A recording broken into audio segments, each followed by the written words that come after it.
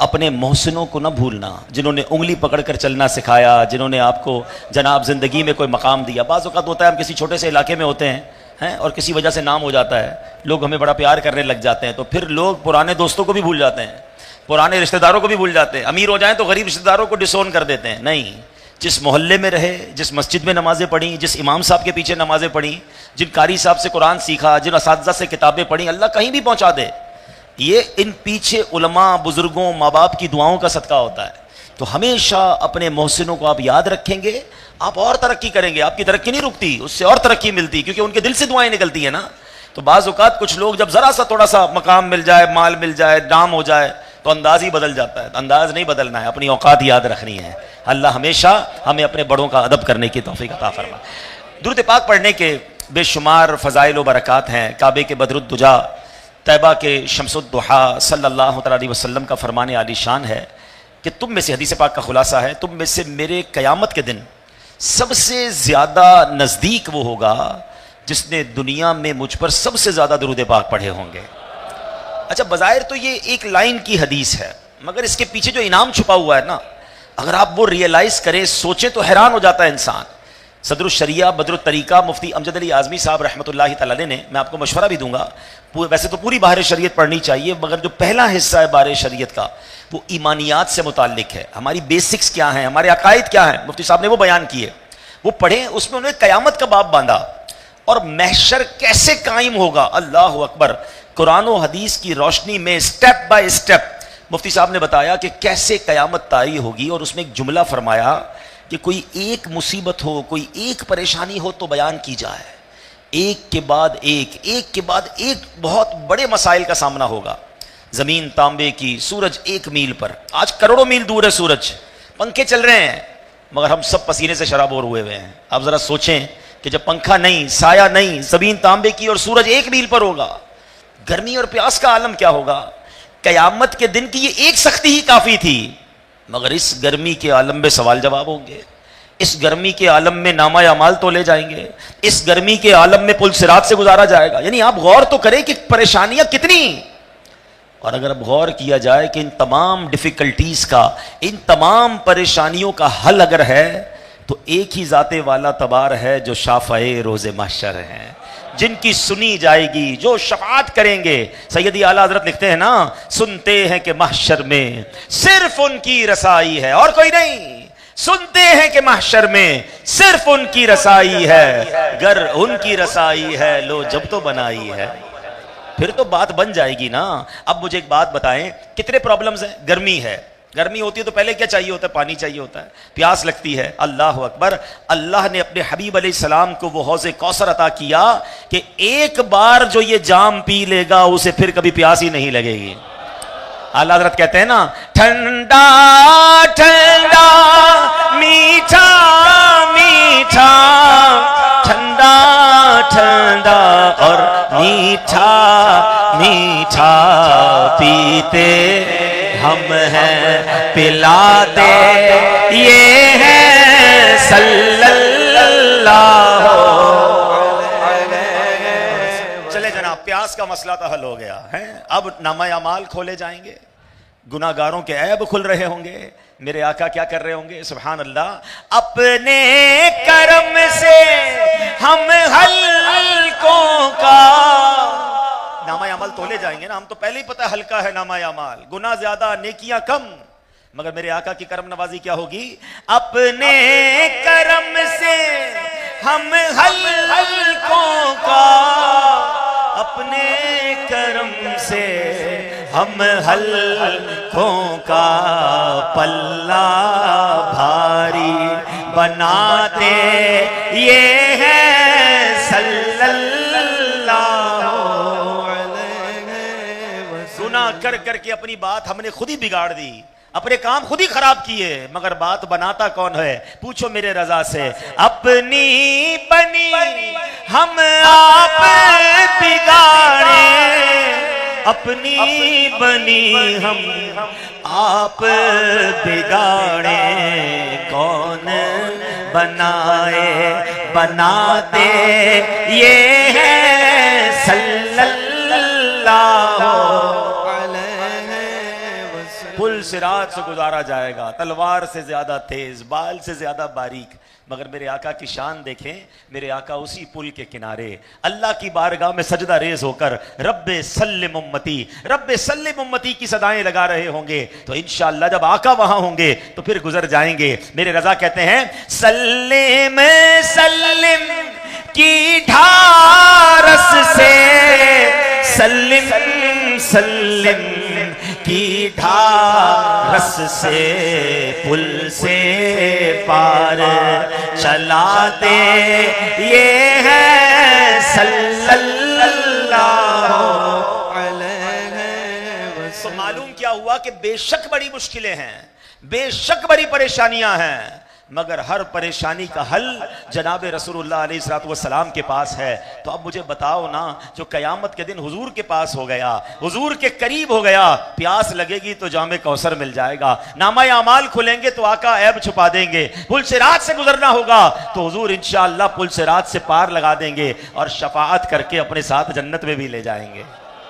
تو درود پاک، ایکچولی درود پاک از دا گیٹ پاس، یہ آپ کے پاس وہ پریورٹی پاس ہے، یہ وہ وی آئی پی کارڈ ہے کہ درود پاک پڑھے ہوں گے، کثرت سے پڑھے ہوں گے تو قیامت میں میرے آقا کا قرب نصیب ہو جائے گا۔ تو فضول باتوں سے اپنے آپ کو بچائیے، یہ موبائل فون کا بہت زیادہ استعمال بڑھ گیا ہے، اس کو کم کیجئے اور اپنا وقت درود پاک میں، تلاوت میں، ذکر میں کیجئے اور نیکیاں کماتے چلے جائیے۔ اللہ مجھے بھی کثرت سے درود پاک پڑھنے والا بنائے، آپ کو بھی بنا دے۔ آئیے مل کر محبت سے بآواز بلند درود پاک پڑھیں۔ صلو علی الحبیب صلی اللہ تعالی علی محمد صلی اللہ علیہ وسلم۔ ماشاءاللہ میں جب آ رہا تھا تو علامہ صاحب بہت ہی عظیم ہستی حضرت امام زین العابدین رضی اللہ عنہ کے فضائل پر بیان کر رہے تھے، اور مجھے بتایا گیا کہ آج ان کا عرس بھی منایا جا رہا ہے۔ تو ایک روایت میں ان کے حوالے سے اور پھر کچھ میسج دینا چاہوں گا۔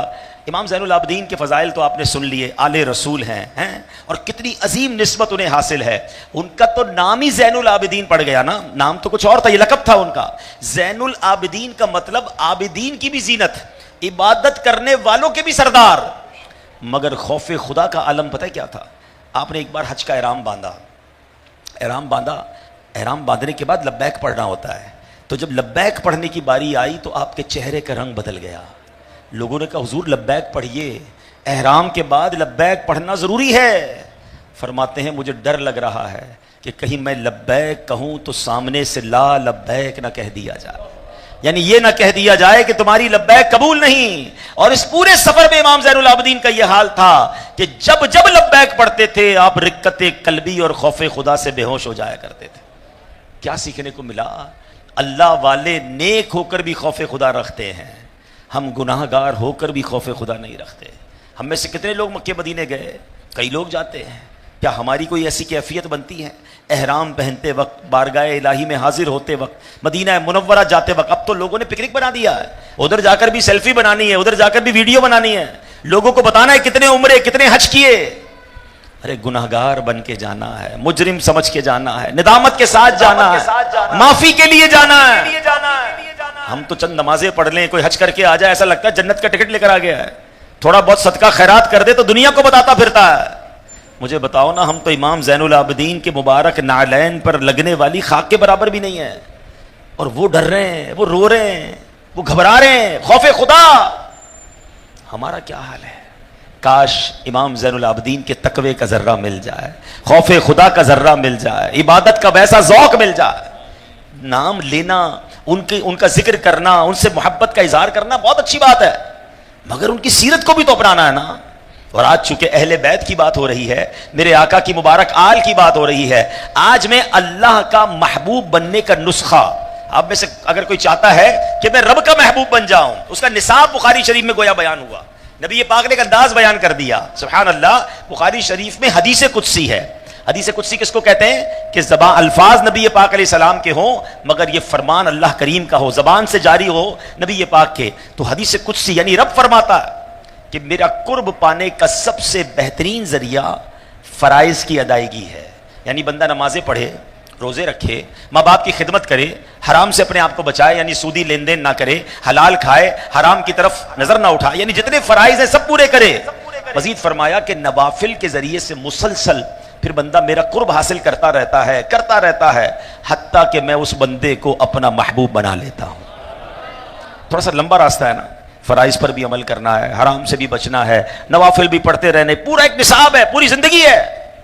اب شارٹ کٹ سننا ہے. ہاں سبحان اللہ. اب سنو, سرکار دو عالم علیہ الصلوۃ والسلام کی بارگاہ میں ایک بار حسنین کریمین موجود تھے. میرے آقا نے ان شہزادوں کے بارے میں دعا کی, اللہم انی احبہما فاحببہما واحبب من یحببہما. اے اللہ پاک, بے شک میں ان دونوں سے محبت کرتا ہوں, تو بھی ان سے محبت فرما, اور قیامت تک جو ان سے محبت کرے اس کو بھی اپنا محبوب بنا لے.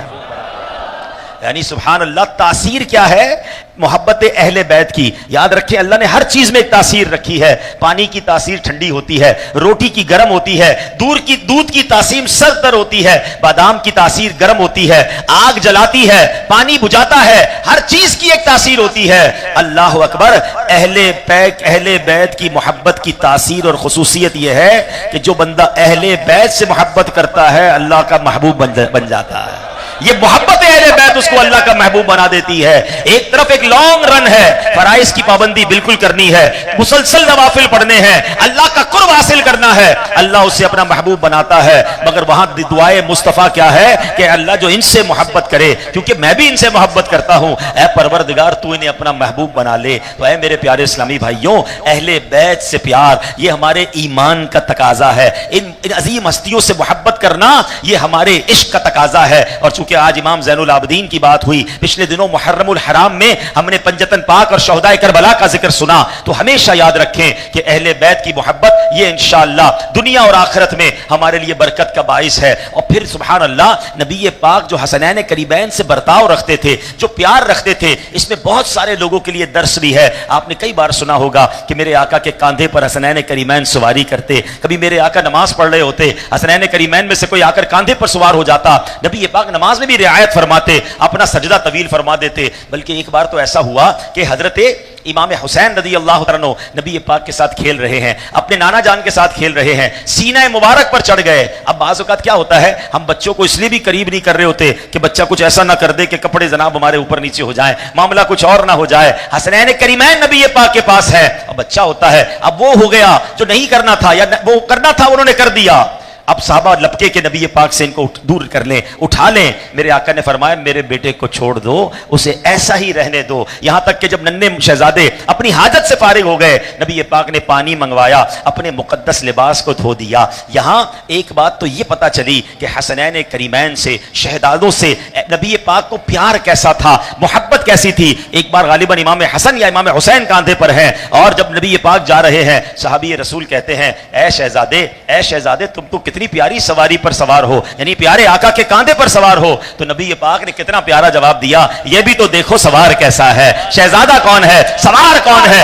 نانا اور نواسے کا پیار دیکھیں. یہاں میں ان کا مرتبہ بھی بیان کر رہا ہوں, مگر ساتھ ساتھ ایک پیغام دینا ہے, ہم اپنے بچوں کے ساتھ کیسے ہیں, ہم اپنے بچوں کے ساتھ برتاؤ کیسا کرتے ہیں. آج چھوٹے بچے کو موبائل پکڑایا, امی بھی فارغ, ابو بھی فارغ, ارے ہماری جان چھوٹ گئی, بچہ کارٹون دیکھتا رہتا ہے, ہم اپنے کام کر رہے ہیں. بلکہ ایک ہی گھر میں سارے لوگ بیزی ہیں, گھر میں موجود ہے, سب کے پاس موبائل ہے, مگر ایک دوسرے کے لیے ٹائم نہیں ہے. یاد رکھیے, اگر آپ اپنے بچوں کو اپنے ساتھ اٹیچ نہیں کریں گے تو وہ کسی اور چیز کے ساتھ اٹیچ ہو جائیں گے, وہ کچھ اور سیکھیں گے جو نہیں سیکھنا چاہیے. نبی پاک کی سیرت ہمیں سکھا رہی ہے کہ بچوں کو پیار بھی دینا ہے, بچوں کو وقت بھی دینا ہے, اور اگر بچے قریب آ کر کبھی کپڑے میلے کر بھی دیں تو اس پر ناراض نہیں ہونا, وہ بچے ہیں. لیکن بچوں کی تربیت کے لیے انہیں وقت دینا ضروری ہے. مگر آج ماں باپ کے لیے بچوں کے لیے ماں باپ کے پاس ٹائم نہیں ہے. ایک وقت آئے گا جب آپ کو وقت چاہیے گا, بچوں کے پاس ٹائم نہیں ہو. آپ کہتے ہیں بچہ آتا ہی نہیں, موبائل ہاتھ میں, آپ موبائل لے لیں اور آپ خود ان کے ساتھ انوالو ہو جائیں, کھیلیں کودیں, بات کریں, کوئی فزیکل ایکٹیویٹی کریں. ورنہ بچے دور ہوتے جا رہے ہیں. ایک ہی گھر میں رہ کر کئی دن تک ماں باپ ایک دوسرے سے بچوں سے بات نہیں کرتے. ایسا نہ کریں, اپنے بچوں کو وقت دیں, اور بچوں کی تربیت کے لیے بھی یہ ضروری ہے. اب میں مثال دیتا ہوں, دو قسم کے ماں باپ ہوتے ہیں. ایک والد گھر میں آئے تو بچے کہتے جلدی سو جاؤ, بستر میں چلو, ابو آ گئے. کیوں؟ ابو نے آ کے انسپیکٹر ہی بننا ہے, ڈانٹنا ہی ہے, سوال جواب بھی کرنے ہیں, سختی کرنی ہے. اور ایک والد وہ ہے جب گھر میں جاتا ہے بچے دوڑتے ہوئے آ جاتے ہیں, ابو آ گئے, دادا آ گئے, اور چپک جاتے ہیں. بتاؤ ان دونوں میں سے کون سا والد ہے جو بچوں کی تربیت کر سکے گا, جس سے بچے پیار کرتے ہوں گے نا, جو قریب آئیں گے, اب پھر سمجھائیں گے نماز پڑھنا ہے, سچ بولنا ہے, بری بات نہیں کرنی, کیونکہ آپ کی بات چیت ہو رہی ہے. مگر ہم تو سارے ہی مصروف ہو گئے. میں نے پہلے بھی ایک بیان میں واقعہ سنایا تھا, وہ ہے تو چٹکلا لیکن واقعی ہمارا حال اب ایسا ہی ہو گیا ہے. واقعہ یہ تھا, پتہ نہیں فرضی واقعہ ہے یا سچا واقعہ ہے, کہ ایک گھر میں ڈاکو آئے اور ایک بوڑھی خاتون موجود تھی.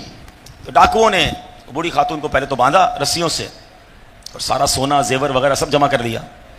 جب جانے لگے تو دوست نے کہا یار اس بوڑھی عورت نے تو ہمیں دیکھ لیا ہے, اس کو بھی قتل کر دو ورنہ یہ گواہی دے گی, ہم مارے جائیں گے. کہتا ہے یار بات تو صحیح کر رہے ہو, اس کو چھوڑ کے جائیں گے تو گواہ رہ جائے گا, تو کیا کریں, تو قتل کر دو. بوڑھی اماں کہتی مارنا چاہتے ہو مجھے مار دو مگر آخری خواہش ہے. کہ کیا خواہش ہے؟ یہ سامنے جو سوئچ لگا نا یہ بند کر دو. ارے اماں مرنے سے پہلے یہ کیسی خواہش؟ کہ میں کہتی ہوں نا بس یہ سوئچ بند کر دو.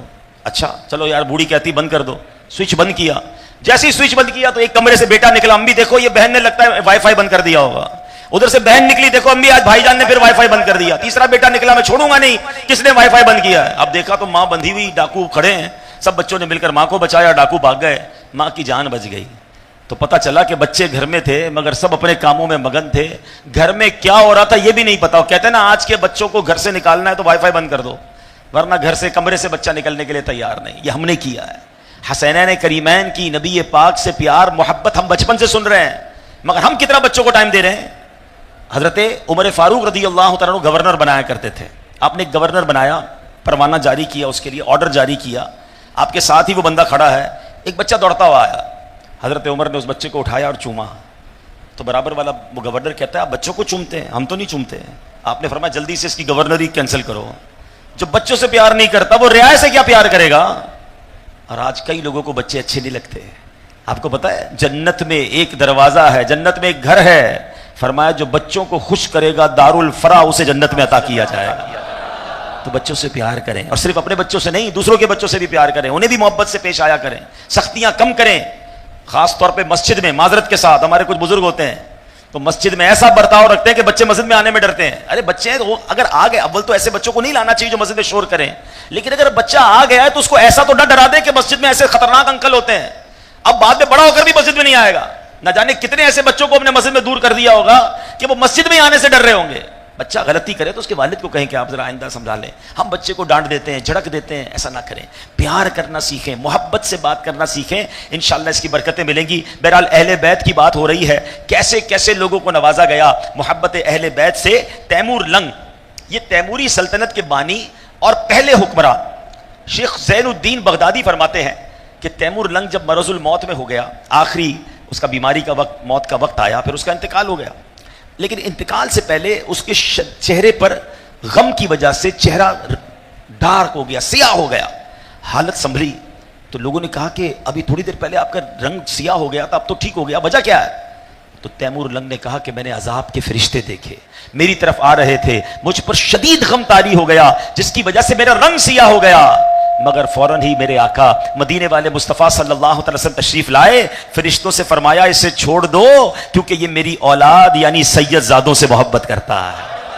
یہ سن کر وہ عذاب کے فرشتے واپس ہو گئے. اللہ اکبر. اے میرے پیارے اسلام بھائیو, علامہ اسماعیل یوسف بن اسماعیل نبہانی رحمۃ اللہ تعالی بہت بڑے بزرگ ہیں, وہ لکھتے ہیں کہ تیمور لنگ کے انتقال کے بعد کسی نے اب اس کو خواب میں دیکھا کہ نبی پاک تشریف فرما ہے, پاس ہی تیمور لنگ بھی بیٹھے ہیں, اور آقا نے خواب دیکھنے والے سے فرمایا اے محمد بن حسن, تیمور میری اولاد سے محبت کرتا تھا. تو نبی پاک کی آل سے محبت, پیارے آقا کی اولاد سے محبت, یہ ہمارے ایمان کا تقاضا اور انشاءاللہ ہماری مغفرت کا ذریعہ ہوگا. سرکار دو عالم علیہ السلام کی حدیث سنو, آقا فرماتے ہیں لا یؤمن عبد حتی اکون احب الیہ من نفسہ, کوئی بندہ اس وقت تک مومن نہیں ہو سکتا جب تک میں اس کو اس کی جان سے زیادہ پیارا نہ ہو جاؤں. وتکون عطرتی احب الیہ من عطرتہ, اور میری اولاد اس کو اپنی اولاد سے پیاری نہ ہو. وذاتی احب الیہ من ذاتہ, اور میری ذات اسے اپنی ذات سے بڑھ کر محبوب نہ ہو. ویکون اہلی احب الیہ من اہلہ, اور میرے اہل بیت اسے اپنے گھر والوں سے بڑھ کر پیارے اور محبوب نہ ہو. اپنی ذات سے زیادہ محبت کرنی ہے حضور کی ذات سے, اپنے بچوں سے زیادہ پیار کرنا ہے میرے حضور کے بچوں سے. یہ ہمارے مومن ہونے کے لیے ضروری ہے. تو اہل بیت سے محبت. اچھا ایک تو وہ اہل بیت, اب ہم ان کی خدمت تو نہیں کر سکتے, پنجتن پاک ہیں, میرے آقا کی ازواج مطہرات ہیں, میرے آقا کی گھرانہ ہے, ان سب سے محبت کرنی ہے.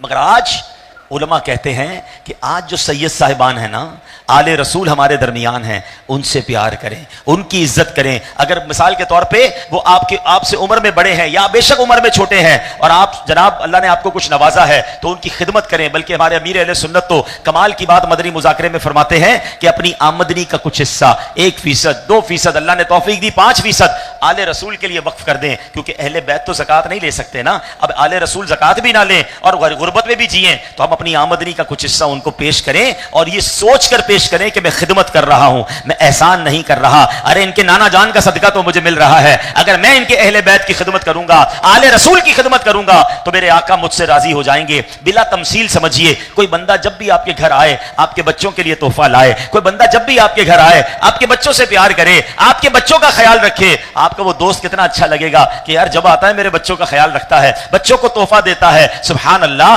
جو میرے بچوں سے پیار کرے وہ مجھے اچھا لگتا ہے، جو حضور کے بچوں سے پیار کرے حضور کیوں نہ کرم فرمائیں گے. اعلیٰ حضرت کہتے ہیں نا، تیری نسل پاک میں ہے بچہ بچہ نور کا، تیری نسل پاک میں ہے بچہ بچہ نور کا، تو ہے عین نور، تیرا سب گھرانہ نور کا. اب یہاں ایک بات ضرور سمجھنی ہے، اہل بیت سے پیار بھی کرنا ہے، اہل بیت سے محبت بھی کرنی ہے، اور محبت کا ایک تقاضا یہ بھی ہے کہ اہل بیت کے نقش قدم پر چلنا ہے. ہم امام حسین سے محبت تو بڑی کرتے ہیں، مگر وہ کربلا میں نمازیں نہ چھوڑیں، ہم اپنے بیڈ روم میں نمازیں چھوڑ دیں، وہ کربلا میں تلاوت نہ چھوڑیں، اور ہم میں سے کئیوں کو قرآن پڑھنا ہی نہ آئے. ہم کھچڑا تو شوق سے بنائیں اور جناب پورے محلے کو کھلائیں. میں نہیں کہتا نیاز نہ کرو، ضرور کرو، ہم نیازی ہیں مگر اس سے پہلے نمازی بنیں. اب امام حسین کے نقش قدم پر چلیں، جن سے محبت ہے ان کے فٹ اسٹیپ کو فالو کریں، ورنہ ایسا نہ ہو کہ قیامت کے دن امام حسین سے یا کربلا والوں سے ملاقات ہو اور وہ ہم سے سوال کر لیں کہ میں نے تو نانا کے دین کے لیے سر بھی کٹا دیا، خاندان لٹا دیا، بتاؤ تم کیا کر کے آئے تھے؟ کیا جواب ہے ہمارے پاس؟ جھوٹ بولنے والا کیا جواب دے گا؟ دھوکہ دینے والا کیا جواب دے گا؟ نماز نہ پڑھنے والا کیا جواب دے گا؟ تو اے میرے پیارے اسلامی بھائیوں، محبت اہل بیت زبان سے بھی کرنی ہے اور کردار سے بھی کرنی ہے. نبی پاک فرماتے ہیں، حدیث پاک کا خلاصہ ہے، میری آل میری امت کے حق میں کشتی نوح کی مانند ہے، جو اس میں سوار ہو گیا اس کا بیڑا پار ہو جائے گا. سبحان اللہ. تو پیارے آقا کی اہل بیت ہمارے لیے کشتی کی مانند ہیں. اور ایک اور جگہ میرے آقا فرماتے ہیں، اصحابی کالنجوم فبأیہم اقتدیتم اہتدیتم، میرے صحابہ ستاروں کی مانند ہیں، ان میں سے جن کی بھی اقتدا کرو گے تم کامیاب ہو جاؤ گے، فلاح پا جاؤ گے. اللہ اکبر. ان دونوں حدیثوں پر غور کریں. آقا کی آل کشتی کی مانند ہے، صحابہ ستاروں کی مانند ہے. پہلے کے زمانے میں جب لوگ کشتی میں جاتے تھے سمندر کا سفر کرتے تھے، اب تو ریڈار اور کمپاس آ گئے، مگر پہلے ستارے راستہ بتاتے تھے، کشتی پار لگاتی تھی. میرے رضا نے ان دونوں حدیثوں کو جمع کر کے اہل سنت کا عقیدہ بیان کر دیا. کیونکہ آج کے دور میں پرابلم یہ ہے، کچھ لوگ صرف صحابہ کی بات کرتے ہیں، اہل بیت کی بات نہیں کرتے، کچھ اہل بیت کی بات کرتے ہیں، صحابہ کی بات نہیں کرتے. ہمارا عقیدہ یہ ہے کہ ہمیں ان دونوں سے پیار ہے اور انشاءاللہ اپنا بیڑا اہل سنت کا ہے بیڑا. کیوں؟